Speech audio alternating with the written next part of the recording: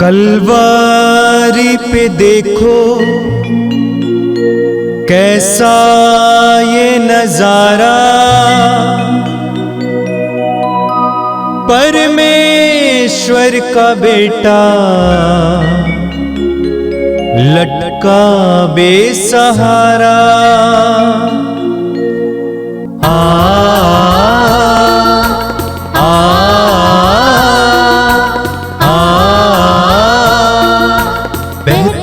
रक्त धारा जिसमें सबको मिले मुक्ति, बहती रक्त धारा जिसमें सबको मिले शांति, बहती रक्त धारा जिसमें सबको मिले मुक्ति, बहती रक्त धारा जिसमें सबको मिले शांति। क्रिस्त में प्यारे भाइयों और बहनों, हम पवित्र रक्ताभिषेक प्रार्थना में भाग ले रहे हैं। यह प्रार्थना शक्तिशाली प्रार्थना है और इस प्रार्थना के माध्यम से हमारे जीवन में चंगाई मिलती है, आशीष मिलती है। तो आइए हम भी बड़ी भक्ति पूर्वक इस प्रार्थना में भाग लेंगे। पिता और पुत्र और पवित्र आत्मा के नाम पर आमीन।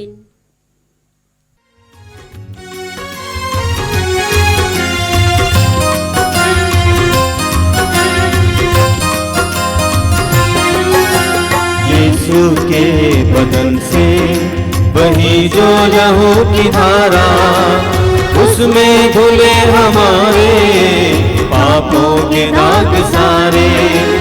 यीशु के बदन से वही जो लहू की धारा, उसमें धुले हमारे पापों के दाग सारे। रख ले उसी में आशा, त्यज दे सभी निराशा, यीशु ही हमारे जीवन पार लगाए। रख ले उसी में आशा, त्यज दे सभी निराशा, यीशु ही हमारे जीवन पार लगाए।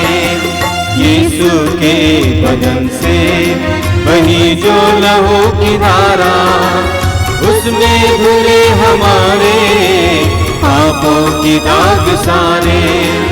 यीशु के बदन से वही जो लहू की धारा, उसमें धुले हमारे पापों के दाग सारे। आप मेरे पीछे दोहराएंगे। हे प्रेमी पिता, हम तुझे धन्यवाद देते हैं, क्योंकि तूने हमसे इतना प्रेम किया कि हमारे लिए अपने इकलौते पुत्र को अर्पित किया, जिससे जो उसमें विश्वास करे उसका सर्वनाश ना हो, बल्कि अनंत जीवन प्राप्त करें। हे संसार के मुक्तिदाता प्रभु यीशु, हम तेरे बलिदान के लिए तुझे धन्यवाद देते हैं। तूने कहा यह प्याला मेरे रक्त का नूतन विधान है, यह तुम्हारे लिए बहाया जा रहा है। हम अंगीकार करते हैं कि हमारा उद्धार तेरे मूल्यवान रक्त की कीमत पर हुआ है। हम पर दया कर और हमें हर बंधन से मुक्त कर। आपका अनुवाक्य होगा, हे निर्दोष मेमने हम पर दया कर। हमारे पाप मिटाने के लिए क्रूस पर रक्त बहाने वाले, हमारे पापों का प्रायश्चित करने क्रूस पर रक्त बहाने वाले, हमारे शाप मिटाने के लिए क्रूस पर रक्त बहाने वाले, हमारे पापों का कलंक मिटाने क्रूस पर रक्त बहाने वाले, हमारे पापों की कीमत चुकाने क्रूस पर रक्त बहाने वाले, शैतान का हर कार्य नष्ट करने क्रूस पर रक्त बहाने वाले, हमें भरपूर जीवन देने क्रूस पर रक्त बहाने वाले,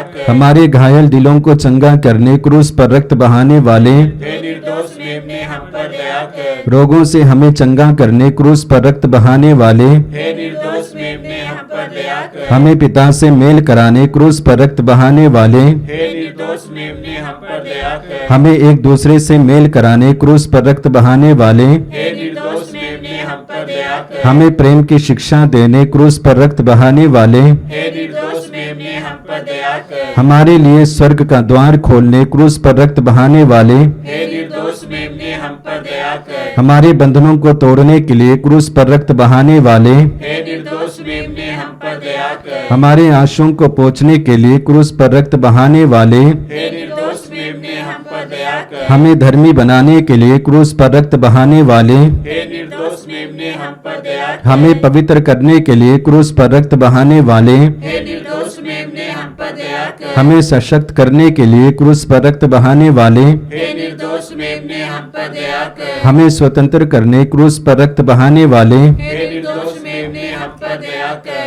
हे ईश्वर के मेमने जो संसार के पाप हल लेता है प्रभु हमें क्षमा कर। हे ईश्वर के मेमने जो संसार के पाप हल लेता है प्रभु हमारी सुन। हे ईश्वर के मेमने जो संसार के पाप हल लेता है हम पर दया कर। हम प्रार्थना करें। हे ईश्वर तूने चाहा कि यीशु अपना रक्त बहाकर हमारे पापों का प्रायश्चित करे और हम विश्वास द्वारा उसका फल प्राप्त करें। हम तुझसे प्रार्थना करते हैं कि उनके पवित्र रक्त की योग्यता से इस संसार पर दया कर और हमें हर बंधन से छुड़ा दे। हम यह प्रार्थना करते हैं उन्हें हमारे प्रभु क्रिस्त के द्वारा। आमीन। आइए हम प्रभु यीशु मसीह के द्वारा सिखाई गई उस सुंदर और शक्तिशाली प्रार्थना को एक साथ बोलेंगे। हे हमारे पिता जो स्वर्ग में है, तेरा नाम पवित्र माना जाए, तेरा राज्य आवे, तेरी इच्छा जैसे स्वर्ग में है वैसे इस पृथ्वी पर भी पूरी हो।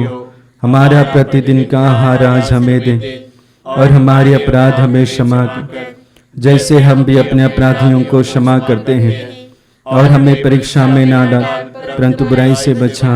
आमीन।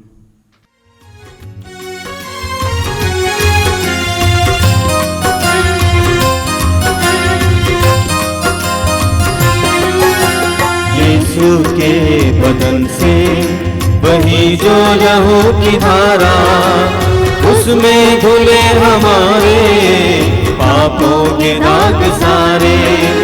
यीशु के बदन से वही जो लहू की धारा, उसमें धुले हमारे पापों के दाग सारे। रख ले उसी में आशा, त्यज दे सभी निराशा। यीशु ही हमारे जीवन पार लगाए। रख ले उसी में आशा, त्यज दे सभी निराशा। यीशु ही हमारे जीवन पार लगाए।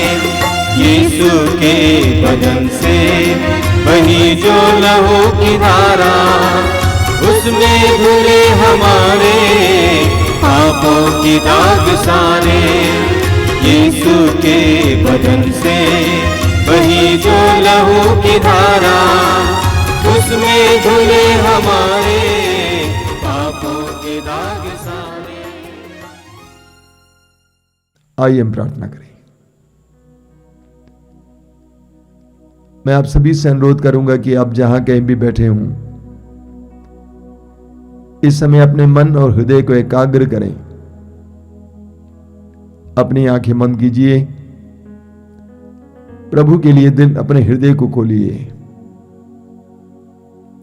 उस सामर्थ्यवान प्रभु के लिए, उस शक्तिशाली प्रभु के लिए, असंभव को संभव करने वाले प्रभु के लिए अपने हृदय और मन को खोलिए। प्रभु को आपके जीवन में आने दीजिए। आप जहां कहीं भी बैठे हों, इस समय विश्वास करें आप प्रभु की उपस्थिति में बैठे हुए हैं। प्रभु का आपका आत्मा आपके पास है, आप पर मंडरा रहा है। विश्वास कीजिए, प्रभु के अधीन हो जाइए। आप कितने ही बड़े क्यों ना हो, कितने ही बड़े पद पर क्यों ना हो, आपके अंदर कितनी भी प्रतिभाएं और शक्तियां क्यों ना हो, अपने आप को नन्हे बालक या बालिका की तरह प्रभु के सामने प्रस्तुत कीजिए। प्रभु ने कहा, बच्चों को मेरे पास आने दो, क्योंकि ईश्वर का राज उन जैसों का है। एक नन्हे बच्चे की तरह, बच्ची की तरह प्रभु के सानिध्य में आइए। मेरे प्रिय भाई बहन, प्रभु आपको प्यार करते हैं। प्रभु ने आपको बुलाया है इस कार्यक्रम में भाग लेने के लिए। उनकी कोई विशेष योजना है, वो आपके जीवन में कुछ करना चाहते हैं। अपने आप को पूरी तरह से प्रभु के अधीन कीजिए, अपने को छोटा बनाइए, अपने हृदय की बातों को प्रभु के सामने रखिए। प्रभु से कहिए कि प्रभु, मैं अपने जीवन में कई प्रकार के नकारात्मक बातों को देखता हूं, मेरे अंदर डर छाया हुआ है, मैं निराशा के वश में हो जाता हूं। मुझ में आशा का संचार कीजिए, मेरे डर को मिटाइए, मुझे विश्वास का वरदान दीजिए, भरोसे का वरदान दीजिए। प्रार्थना कीजिए मेरे भाई मेरी बहन, पवित्र आत्मा का आह्वान कीजिए। आइए पवित्र आत्मा, मेरे हृदय में आइए, मेरे मन में आइए, मेरे संपूर्ण व्यक्तित्व को इस समय अपने अधीन कीजिए। आइए पवित्र आत्मा, तेरी उपस्थिति के द्वारा प्रभु के पवित्र वचनों को समझने के लिए मुझे तैयार कर। प्रभु के पवित्र वचनों को ग्रहण करने के लिए मुझे तैयार कर। पवित्र आत्मा को इस समय आह्वान कीजिए, पवित्र आत्मा से प्रार्थना कीजिए। आइए पवित्र आत्मा, आइए पवित्र आत्मा, आइए पवित्र आत्मा।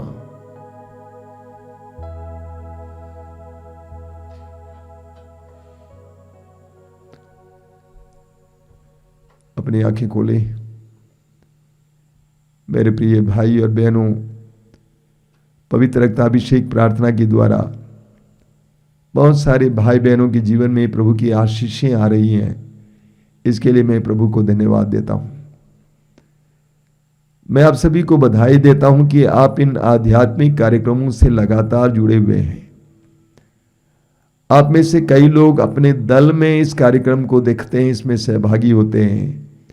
कई लोग अपने परिवार के साथ, कई लोग अकेले। आप सभी को बधाई देना चाहता हूं।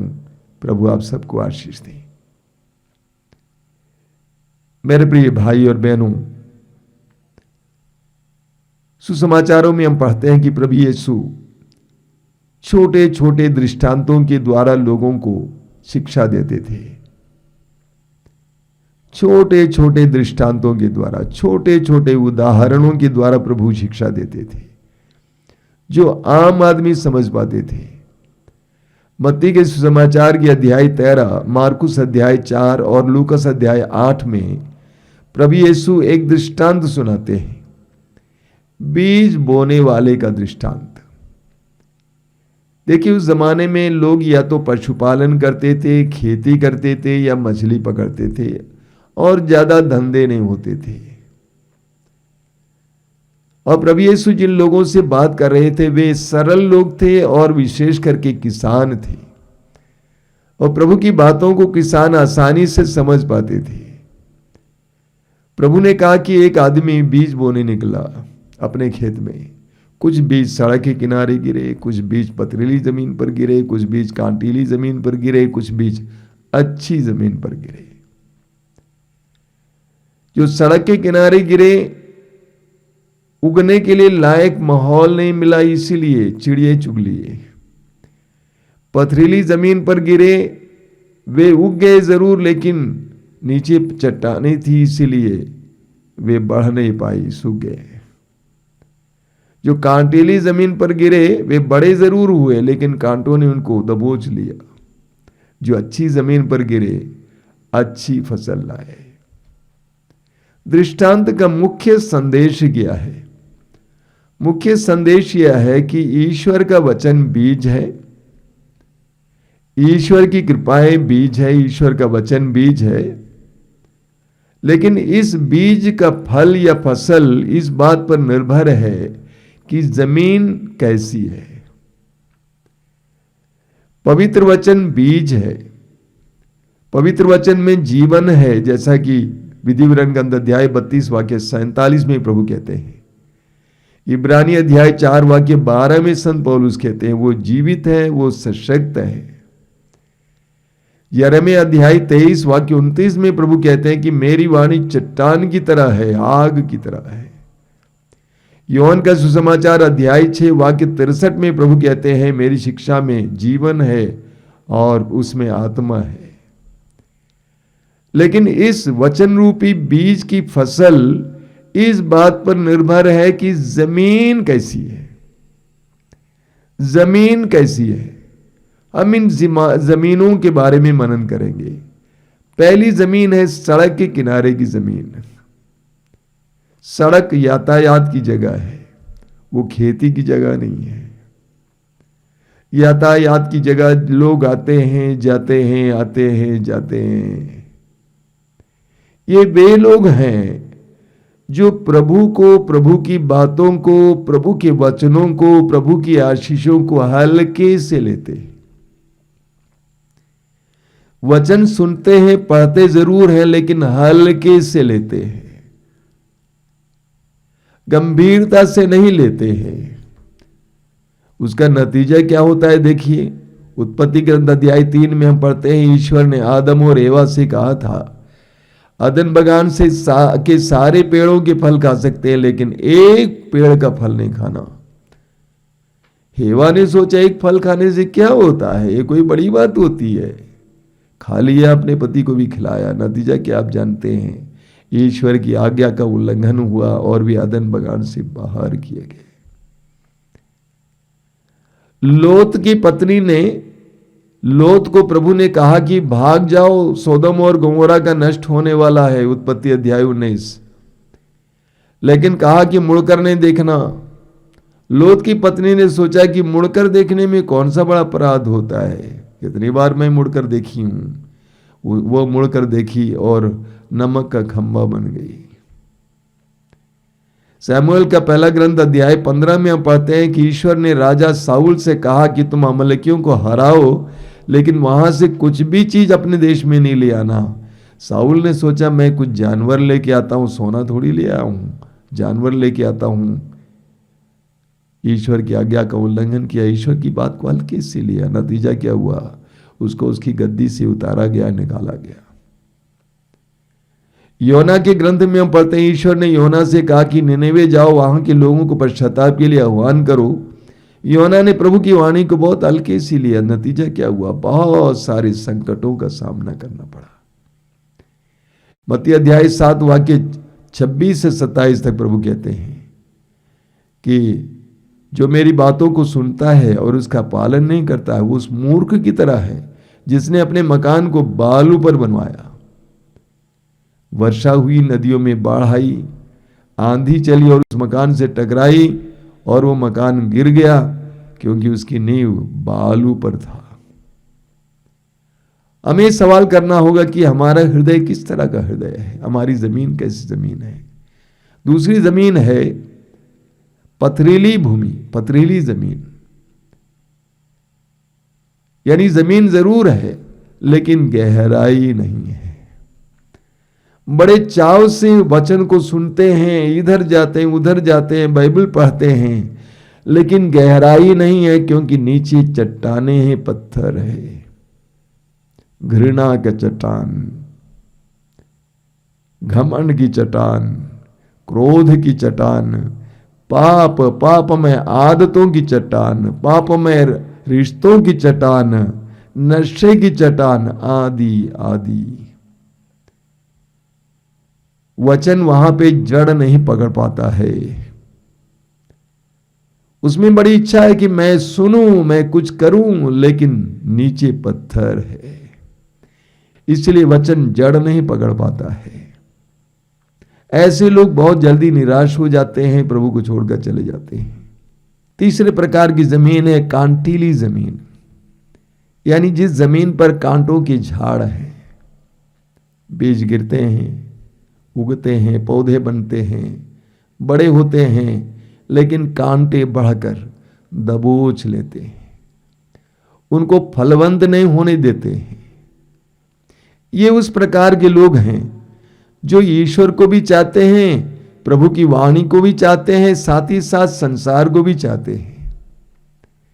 उनके अंदर सांसारिकता कूट कूट कर भरी रहती है। भोग विलास, लालच, लोभ, मोह, सुख लोलुपता, वस्त्र, भोजन इत्यादि पर ध्यान, मनोरंजन इत्यादि, इसमें लोग लिप्त हैं। मैं ऐसे कई विश्वासियों को और मसीहियों को जानता हूं जो प्रभु के वचन को पढ़ते हैं, बाइबल पढ़ते हैं, अध्ययन करते हैं, वचन सुनते हैं, साधना केंद्रों में जाते हैं, लेकिन उतना ही उनके अंदर सांसारिकता कूट कूट कर भरी हुई है। और इसीलिए उन वचनों की फसल उनके जीवन में देखने को नहीं मिलती है, क्योंकि वे सांसारिकता के चंगुल में पड़े हुए हैं।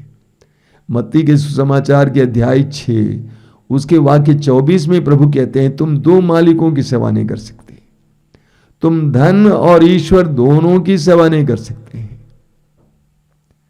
याकूब अपने पत्र के अध्याय 4 वाक्य 4 में कहते हैं, रे कपटी और बेईमान लोगों, क्या तुम ये नहीं जानते कि संसार से प्रेम का मतलब है ईश्वर से शत्रुता। जो संसार से प्रेम करना चाहता है वो ईश्वर का शत्रु बन जाता है। यूहन्ना के पहले पत्र के अध्याय 2 वाक्य 15 और 16 में यूहन्ना कहते हैं, तुम न तो संसार और न संसार की चीजों से प्यार करोगे। जो संसार से प्रेम करता है, प्यार करता है, उसमें ईश्वर का प्रेम नहीं है। चौथे प्रकार की जमीन है अच्छी जमीन, जिसमें बीज की अच्छी फसल आ सकती है। लूकस के सुसमाचार के अध्याय 8 उसके वाक्य 15 में प्रभु यीशु कहते हैं, ये वे लोग हैं जो सच्चे और निष्कपट हृदय से प्रभु के वचन को ग्रहण करते हैं। सच्चे और निष्कपट हृदय से, ईमानदारी से प्रभु के वचन को ग्रहण करते हैं, निष्कपट हृदय से प्रभु के वचन को ग्रहण करते हैं। मत्ती के सुसमाचार के अध्याय 11 वाक्य 25 में प्रभु यीशु कहते हैं, हे पिता, मैं तुझे धन्यवाद देता हूं क्योंकि तूने इन सारी बातों को ज्ञानियों और समझदारों से छिपाकर निरे बच्चों पर प्रकट किया है, जिनका हृदय निष्कपट है। ऐसे लोग, इतना ही नहीं, प्रभु कहते हैं ये लोग वे हैं जो वचन को सुरक्षित रखते हैं। वचन को सुरक्षित रखते हैं। हम किस चीज को सुरक्षित रखते हैं? जिसको हम अनमोल समझते हैं, जिसको हम मूल्यवान समझते हैं, उसको हम सुरक्षित रखते हैं। यानी वे पवित्र वचन को मूल्यवान समझते हैं। यूहन्ना के समाचार के अध्याय 6 वाक्य 68 में पेतरुस कहते हैं, आपके ही शब्दों में अनंत जीवन का संदेश है, मूल्यवान समझते हैं। माता मरियम के बारे में हम पढ़ते हैं लूकस अध्याय 2 वाक्य 19 में, वह इन सब बातों को अपने हृदय में संचित रखती थी और उन पर मनन करती थी। मां मरियम ने प्रभु की वाणी को अपने हृदय में संचित रखा, यानी सुरक्षित रखा। स्तोत्रकार कहता है स्तोत्र 119 वाक्य 11 में, मैंने तेरी शिक्षा अपने हृदय में सुरक्षित रखी जिससे मैं तेरे विरुद्ध पाप ना करूं। मैंने तेरी शिक्षा अपने हृदय में सुरक्षित रखी जिससे मैं तेरे विरुद्ध पाप ना करूं। प्रभु यीशु कहते हैं कि अच्छी जमीन वे लोग हैं जो सच्चे और निष्कपट हृदय से वचन को ग्रहण करते हैं और उसे सुरक्षित रखते हैं और अपने धैर्य के कारण फल लाते हैं। किसान को देखिए कितने बीज बो देता है अपने खेत में, उसके अंदर धैर्य रहता है कि समय आने पर बीज पौधे बनेंगे और उसमें से अच्छी फसल होगी। उसको विश्वास है बीज पर। उसी तरह प्रभु कहते हैं लोग जो अपने धैर्य के कारण फल लाएंगे, ये विश्वास की पवित्र वचन है, ईश्वर का वचन है, जीवित वचन है और वो मेरे जीवन में कार्य करेगा। ऐसे विश्वास के साथ उसे पकड़े रहता है, अपना इरादा नहीं बदलता है, निराश नहीं होता है, उस वचन पर विश्वास करता है कि ये वचन मेरे जीवन में कार्य करेगा। प्रभु की प्रतिज्ञाएं मेरे जीवन में पूर्ण होंगी, इब्राहिम की तरह जो 24 साल तक विश्वास करता रहा कि प्रभु जिसने मुझे प्रतिज्ञा की है अपनी प्रतिज्ञा को पूरा करने में समर्थ है। मेरे प्रिय भाई और बहनों, किसान आराम से समझ जाएंगे, खेती करने के लिए हम खेत को घेरते हैं, खेत को घेरते हैं, उसके बाद खेत के अंदर जो चट्टान है, पत्थर है, कंकड़ है, उसको निकाल कर मिट्टी को मुलायम बनाते हैं, जमीन को अच्छा बनाते हैं, उसके अंदर जो पौधे हैं, झाड़ हैं, झंखाड़ हैं, उसको निकाल देते हैं, जमीन को मुलायम बना देते हैं, उसके बाद उसको अच्छी फसल मिलती है। सवाल ही खड़ा होगा, हम पवित्र वचनों को सुनते हैं, हमारा हृदय किस प्रकार की जमीन है? क्या हमारा हृदय भी सड़क के किनारे की जमीन की तरह तो नहीं है? क्या हमारा हृदय पथरीली जमीन की तरह नहीं है? क्या हमारा हृदय कांटीली जमीन की तरह तो नहीं है? हम अपने हृदय को स्वच्छ करें, भक्ति के साथ, विश्वास के साथ पवित्र वचनों को ग्रहण करें, सच्चे हृदय से, निष्कपट हृदय से ग्रहण करें, उसको सुरक्षित रखें, उसको दोहराएं और उस पर विश्वास करें, अपने धैर्य को बनाए रखें। आप देखेंगे आपके जीवन में पवित्र वचन की एक महान फसल होगी। आइए हम प्रार्थना करें। प्रभु यीशु, धन्यवाद देते हैं तेरी शिक्षाओं के लिए। तूने अपने पवित्र वचनों के द्वारा हमें जीवन का मर्म समझाया है, ईश्वर के पवित्र वचन का रहस्य हमारे सामने खोला है, उसकी शक्ति के बारे में हमें बताया है। प्रभु यीशु, हमारे हृदयों को तेरे वचन को सुनने लायक बना दे। तूने स्वयं लोगों से कहा कि जिसके कान हो वे सुन ले।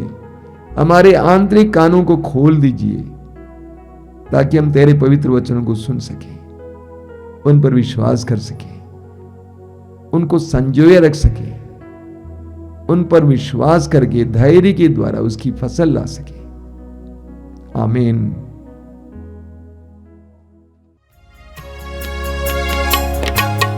आराधना हो, आराधना हो, आराधना यीशु की। आराधना हो, आराधना हो, आराधना यीशु की।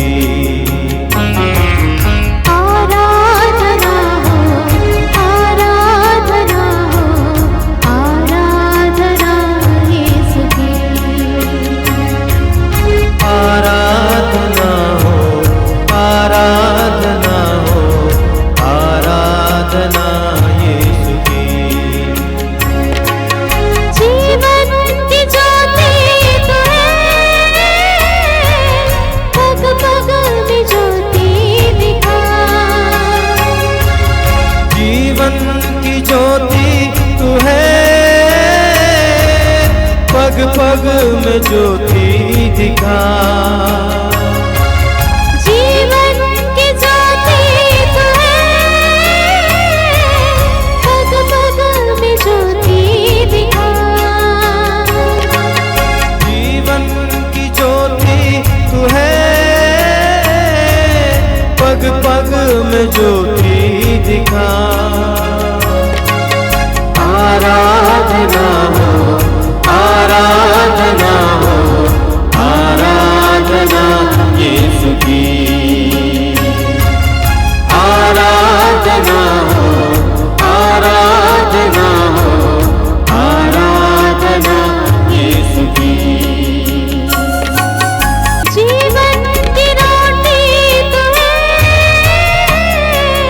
आत्मा की भूख मिटा। जीवन की रोटी तू है, आत्मा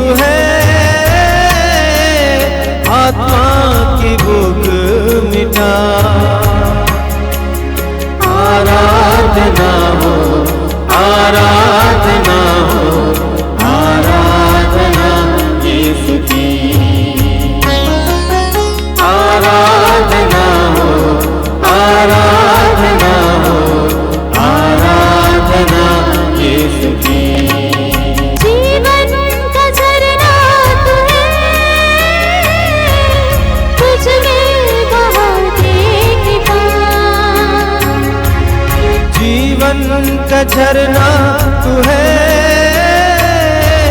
मुझ में बहा दे कृपा। जीवन का झरना तू है,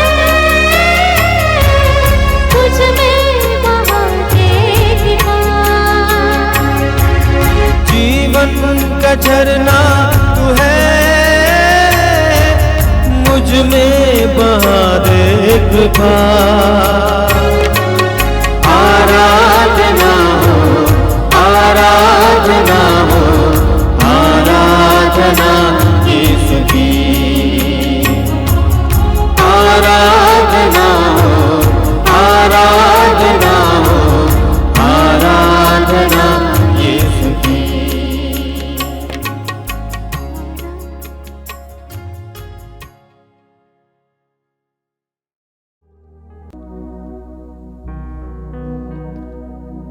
आइए हम प्रभु की आराधना में कुछ समय और बिताएं। मैं आप सभी से अनुरोध करूंगा कि आप जहां कहीं भी बैठे हों, अपने आप को शांत करें, सारी व्यस्तताओं को दूर रखें और हृदय खोलकर इस समय प्रभु की आराधना में लग जाएं। प्रभु अपने पवित्र वचन में कहते हैं, तुम अपने प्रभु ईश्वर की सेवा करोगे, वह तुम्हारे अन्न जल पर आशीर्वाद देगा और मैं तुमसे बीमारियां दूर रखूंगा। प्रभु कहते हैं कि हम उनकी आराधना करें, उनकी सेवा में लग जाएं और वह हमें आशीष पर आशीष देंगे। पूरे विश्वास के साथ अपनी आंखें बंद रखकर, हृदय खोलकर प्रभु की आराधना में लग जाइए। वह करुणामय है, वो सामर्थ्यवान है, उसके लिए कुछ भी असंभव नहीं है। मरने के बाद तीसरे दिन मृतकों में से जी उठने वाले यीशु इस समय इस पवित्र संस्कार के द्वारा हमारे बीच में विराजमान है। मैं आपसे अनुरोध करूंगा कि आप जहां कहीं भी बैठे हैं, प्रभु की उपस्थिति का एहसास करें। यीशु आपको प्यार करते हैं, आपके जीवन में कार्य करना चाहते हैं, हर प्रकार के बंधन से आपको आजाद करना चाहते हैं, आपको शुद्ध और पवित्र करना चाहते हैं, आपको हर प्रकार के रोग के बंधन से आजाद करना चाहते हैं। सुसमाचारों में हम पढ़ते हैं 2000 वर्ष पहले प्रभु यीशु ने घूम फिर कर रोगियों को चंगा किया। जहां कहीं भी लोगों ने उनको देखा, भीड़ की भीड़ उनके चारों ओर इकट्ठी होती थी और उन जगहों से लोग अपने रोगियों को यीशु के पास ले आए। यीशु ने उनको स्पर्श किया, उन्हें चंगा किया। वही यीशु इस समय हमारे बीच में विराजमान है। विश्वास के साथ अपने हृदय और मन को खोलिए। पवित्र वचन को सुनने के लिए हमें अपने हृदय और मन को खोलने की जरूरत है। प्रभु हमारे बीच में है, अपने वचन के द्वारा, संस्कारों के द्वारा, अपनी उपस्थिति के द्वारा। पवित्र वचनों को सुनने के लिए हमें अपने हृदय और मन को तैयार करने की जरूरत है। हम प्रतिदिन शायद प्रभु के वचनों को सुनते हैं या पढ़ते हैं, लेकिन प्रभु ये स्वयं कहते हैं कि जब तक जमीन तैयार ना हो, वचन रूपी बीज की फसल देखने को नहीं मिलेगी। इसलिए हमें वचन सुनने के लिए, ग्रहण करने के लिए अपने आप को तैयार करने की जरूरत है। याकूब के पत्र के अध्याय 1 वाक्य 21 में याकूब कहते हैं कि आप हर प्रकार की मलिनता दूर कर, बुराई दूर कर, नम्रता पूर्वक प्रभु की वाणी को ग्रहण करें, वचन को ग्रहण करें जो आपके उद्धार करने में समर्थ हैं। नम्रता पूर्वक, छोटे बच्चों जैसे विश्वास के साथ प्रभु का वचन ग्रहण करें। मत्ती के सुसमाचार के अध्याय 11 वाक्य 25 में प्रभु यीशु ने स्वयं पवित्र आत्मा से भरकर कहा, हे पिता स्वर्ग और पृथ्वी के प्रभु, मैं तुझे धन्यवाद देता हूं क्योंकि तूने इन सारी बातों को ज्ञानी और समझदारों से छिपाकर मेरे बच्चों पर प्रकट किया है।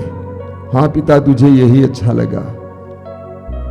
प्रभु यीशु इस समय के लिए धन्यवाद देता हूं, इस समय की पवित्रता के लिए धन्यवाद देता हूं। मैं विश्वास करता हूं कि तू इस समय हमारे साथ है, हमारे बीच में है। मैं इस समय प्रार्थना करता हूं मेरे भाई बहनों के लिए, वे जहां कहीं भी हों, उनको इस समय स्पर्श कर, उनको तेरे स्पर्श के एहसास हो, अनुभव हो।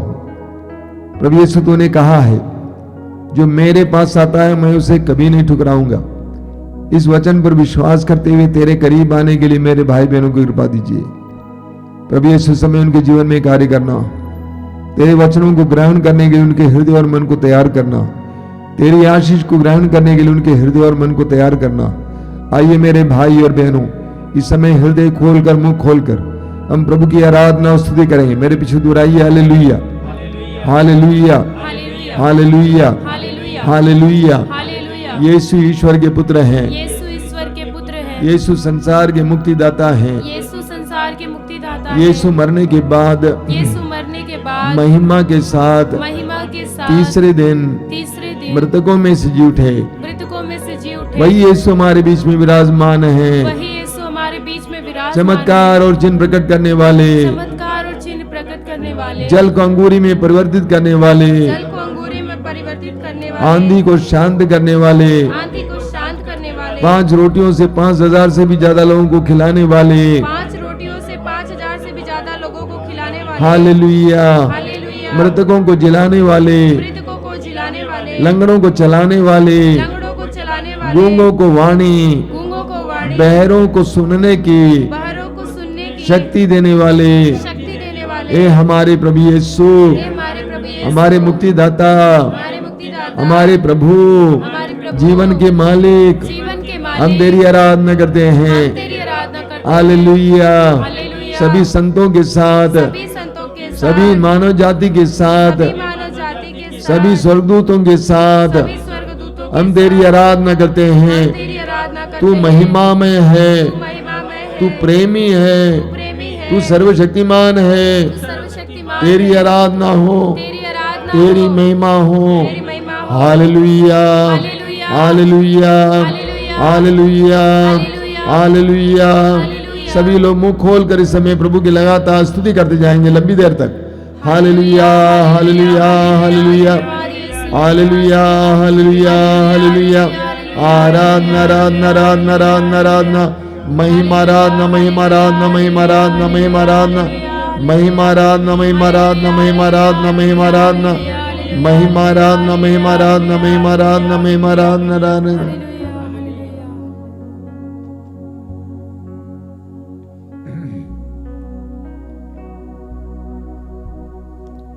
आइए मैं समय बड़ी भक्ति के साथ पवित्र रक्त के अभिषेक के लिए प्रार्थना करते हुए उस गीत को गाएंगे। अभिषेक दीजिए, अभिषेक दीजिए, पावन लहू का अभिषेक दीजिए।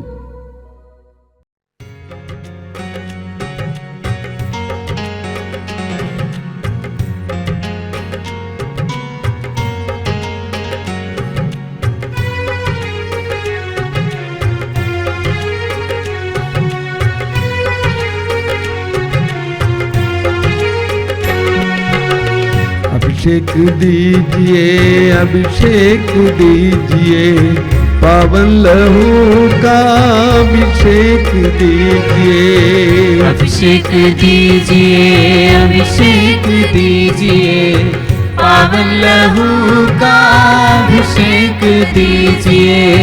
अभिषेक दीजिए, अभिषेक दीजिए, पावन लहू का अभिषेक दीजिए। अभिषेक दीजिए, अभिषेक दीजिए, पावन लहू का अभिषेक दीजिए। पाप अधर्म से भारी है धरती, पाप मिटाने अभिषेक दीजिए। अभिषेक दीजिए, अभिषेक दीजिए, पावन लहू का अभिषेक दीजिए। युद्ध और विनाश का अंधेरा है छाया, शांति दिलाने अभिषेक दीजिए। अभिषेक दीजिए, अभिषेक दीजिए, पावन लहू का अभिषेक दीजिए। जकड़ा है मानव पापों के जाल में, बंधन तोड़ने अभिषेक दीजिए। अभिषेक दीजिए, अभिषेक दीजिए, पावन लहू का अभिषेक दीजिए। अश्लीलता का बादल घनेरा पवित्र करने अभिषेक दीजिए। अभिषेक दीजिए, अभिषेक दीजिए, पावन लहू का अभिषेक दीजिए। पाप मिटाने शाप मिटाने पावन लहू का अभिषेक दीजिए। अभिषेक दीजिए, अभिषेक दीजिए, पावन लहू का अभिषेक दीजिए। रोग मिटाने शोक मिटाने पावन लहू का अभिषेक दीजिए।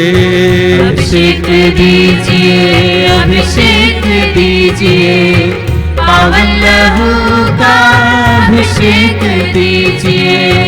नशे की आत्मा सताए तेरे जन को छुटकारा देने अभिषेक दीजिए। अभिषेक दीजिए, अभिषेक दीजिए, पावन लहू का अभिषेक दीजिए।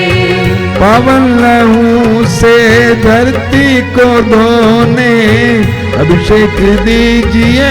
अभिषेक दीजिए। अभिषेक दीजिए, अभिषेक दीजिए, पावन लहू का अभिषेक दीजिए। पावन लहू से घर घर को धोने अभिषेक दीजिए। अभिषेक दीजिए। अभिषेक दीजिए, अभिषेक दीजिए, पावन लहू का अभिषेक दीजिए। पावन लहू से हर दिल को धोने अभिषेक दीजिए। अभिषेक दीजिए। अभिषेक दीजिए, अभिषेक दीजिए, पावन लहू का अभिषेक दीजिए। पावन लहू से हर दिल को धोने अभिषेक दीजिए। अभिषेक दीजिए। अभिषेक दीजिए, अभिषेक दीजिए, पावन लहू का अभिषेक दीजिए। पावन लहू से हर तन को धोने अभिषेक दीजिए। अभिषेक दीजिए। अभिषेक दीजिए, अभिषेक दीजिए, पावन लहू का जोर से अभिषेक दीजिए। अभिषेक दीजिए, अभिषेक दीजिए, पावन लहू का अभिषेक दीजिए। बार बार गाएंगे। अभिषेक दीजिए, अभिषेक दीजिए, पावन लहू का अभिषेक दीजिए। अभिषेक दीजिए, अभिषेक दीजिए, पावन लहू का अभिषेक दीजिए। Hallelujah hallelujah hallelujah hallelujah hallelujah hallelujah hallelujah hallelujah hallelujah hallelujah hallelujah hallelujah hallelujah hallelujah hallelujah. मौन होकर इस समय पवित्र रक्त के अभिषेक अनुभव कीजिए। पेतरु समय बताते हैं कि हम लोगों का उद्धार यीशु मसीह के मूल्यवान रक्त की कीमत पर हुआ है।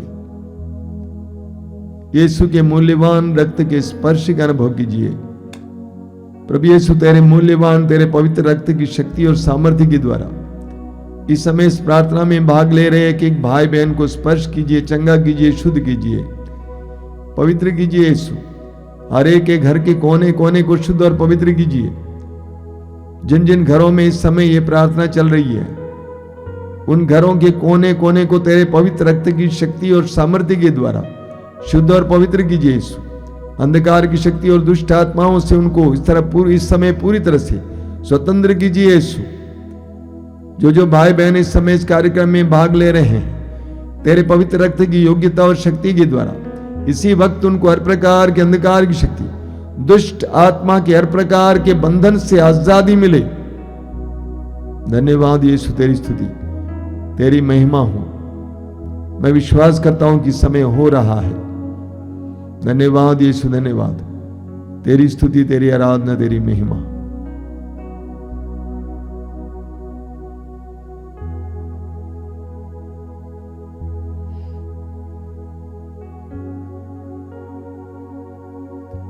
आइए इस समय हमारे बीच में जितने भी भाई बहन रोगी हैं, अलग अलग प्रकार के रोगों से पीड़ित हैं, कैंसर के रोग से पीड़ित, हृदय रोग से पीड़ित, किडनी के रोग से पीड़ित, चर्म रोग से पीड़ित, अन्य प्रकार के गंभीर रोगों से पीड़ित भाई बहनों को इस समय प्रभु के हाथ में समर्पित करें।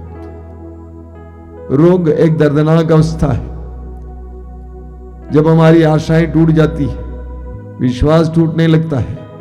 मैं अनुरोध करूंगा सभी भाई बहनों से कि इस समय अपने रोग और पीड़ा को प्रभु के हाथ में समर्पित करना। आपके साथ इस समय कई लोग मिलकर प्रार्थना कर रहे हैं, यीशु को पुकार रहे हैं, मुक्तिदाता को पुकार रहे हैं। मैं आपसे अनुरोध करूंगा इस समय उन सारे भाई बहनों के साथ मिलकर प्रार्थना करना, आंखें बंद करना, हृदय खोलना। आइए भाई और बहनों, इस समय हमारे बीच में जितने रोगी हैं उनके लिए प्रार्थना करते हुए हम प्रभु ईश्वर की स्तुति और आराधना करते जाएंगे। Hallelujah, hallelujah, hallelujah, hallelujah, hallelujah, hallelujah, hallelujah. धन्यवाद, धन्यवाद, धन्यवाद, धन्यवाद। चंगाई, चंगाई, चंगाई, चंगाई, चंगाई, चंगाई, चंगाई, चंगाई, चंगाई, चंगाई, चंगाई, हर तरह के रोग से, पुराने से पुराने रोग से, गंभीर से गंभीर रोग से इसी वक्त इस प्रार्थना में भाग लेने वाले भाई बहनों को आजादी मिले, चंगाई मिले, आजादी मिले, चंगाई मिले, हर तरह के बंधन से आजादी मिले, हर तरह के बंधन से आजादी मिले, नशे के बंधन से, अश्लीलता के बंधन से, हर प्रकार के बंधन से आजादी मिले, गंदे रिश्तों के बंधन से आजादी मिले, आजादी मिले, चंगाई, आजादी, चंगाई, आजादी, चंगाई, आजादी, चंगाई, आजादी। Hallelujah, hallelujah, hallelujah, hallelujah, hallelujah, hallelujah. धन्यवाद यीशु, तेरी स्तुति, तेरी आराधना, तेरी महिमा। तू महान है, तू सामर्थ्यवान है।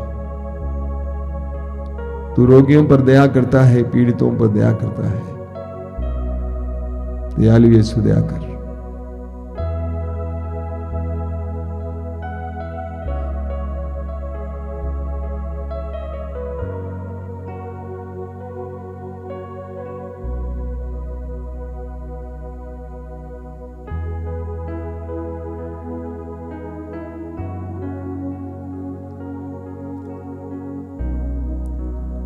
आइए बड़ी भक्ति के साथ इस समय प्रभु की आशीष ग्रहण करेंगे।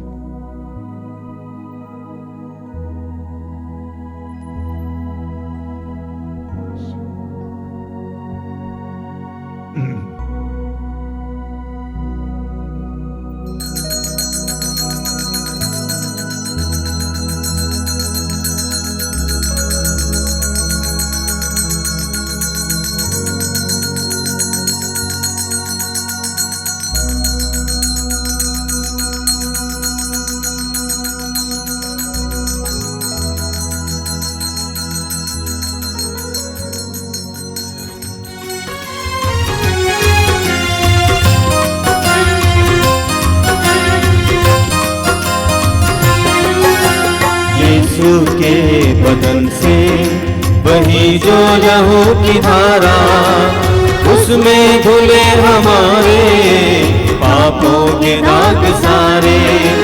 यीशु के बदन से वही जो लहू की धारा, उसमें धुले हमारे पापों के दाग सारे। रख ले उसी में आशा, त्यज दे सभी निराशा। यीशु ही हमारे जीवन पार लगाए। त्यज ले उसी में आशा, त्यज दे सभी निराशा। यीशु ही हमारे जीवन पार लगाए, यीशु के बदन से बही जो लहू की धारा, उसमें धुले हमारे पापों की दाग सारे।